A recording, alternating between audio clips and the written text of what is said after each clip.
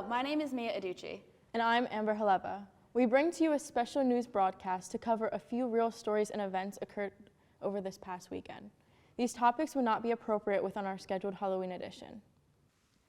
Tuesday evening, as everyone was settling in from fall break, Dean of Students Ophelia Rowe Allen emailed the university with heartbreaking news. Early Tuesday morning, 2 university graduate students were killed in a motor vehicle accident on Route 7 in Sheffield, Massachusetts. 4 other university graduate students were passengers in the vehicle and were injured, currently receiving medical care. An 8th person in a separate vehicle was also injured. An additional passenger, a student from another university, was also killed in the accident, and Massachusetts authorities are currently investigating the cause of the crash. Sai Narasimha Patsameti, a business analytics grad student from Rajahmundry, urban India, and Pavani Gulafali, a civil engineering grad student from Warangal, India, were 22. Both Sai and Pavani will be celebrated, mourned, and information about an ongoing campus memorial celebrating their lives will be shared with the university community once they are finalized. At this time, no other information has been released regarding the condition or names of the other students involved in the accident. Our hearts go out to the family and friends of all the injured students. In events such as these, we remind the campus community that counseling and psychological services are available for grief counseling for those who may need it. Appointments can be made by calling CAPS at 203-932-7333. The Dean of Students office is also available to students and can be reached by email at deanofstudents@newhaven.edu or by calling 203-932-7176. Halloween weekend is here, and there are lots of events happening around campus for students to enjoy. Scope is hosting a number of events, mainly centering around their Halloween block party. From 8 to 10 p.m. this Friday is a movie night being hosted in the Gerber-Bixler Quad for a showing of The Black Phone. Popcorn and apple cider donuts will be available until 9 p.m. On Saturday, there will be activities in the Gerber-Bixler Quad from 12 p.m. to 3 p.m. There will be mechanical pumpkin, apple cider, caramel apples, and more. From 11 a.m. to 1 p.m., there will be haunted Halloween laser tag hosted in the Alumni Lounge. From 1 to 3 p.m., a Halloween Stuff-A-Buddy will take place at the Bartell Student Activity Center patio on the Gerber-Bixler Quad. The event is first come, first serve, and will only run as long as supplies last.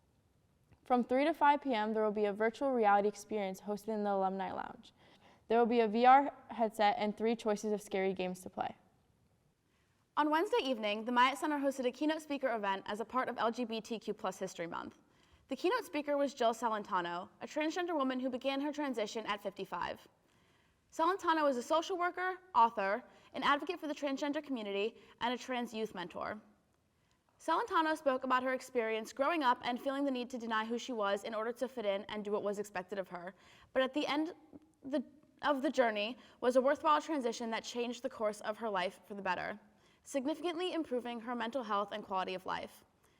On the topic of learning to accept herself after coming out to her therapist and going to a trans support group, Salentano said, quote, "I realized I was not alone. I realized these amazing folks, they had lives, they had jobs, but most importantly, they were happy.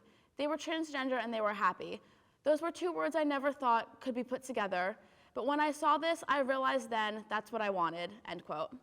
Salentano had since been advocating for trans health and has co-authored 2 transgender studies at Yale, which have both been published. She has also written and now published a book titled Transitioning Later in Life, A Personal Guide.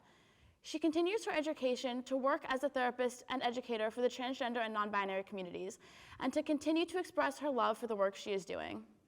Midterms are over and course registration for the spring 2023 semester is coming up fast. Class years are determined by accumulated credits. On Monday, October 31st, graduate and doctoral students can begin to register. On Monday, November 7th, seniors can register. Students are considered seniors if they have 87 or more credits. On Tuesday, November 8th, special populations can register. On Thursday, November 10th, juniors can register, followed by sophomores on Tuesday, November 15th. Students are considered juniors if they have 57 to 86 credits, and they are considered sophomores if they have 27 to 56 credits. Last but not least, first-year students can register beginning on Thursday, November 17th. Students are considered first years if they have between 0 and 26 credits. A full course schedule is available on MyCharger via the self-service banner.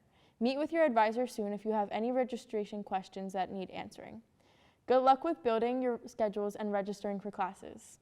Thank you for keeping up to date with us. Make sure to check out this week's regularly scheduled Halloween edition. Stay up to date by following us on social media at Charger Bulletin. Check out our link tree for access to our podcast Behind the Bulletin. Until next week, I'm Mia Aducci. And I'm Amber Haleva. Stay safe and thank you for watching.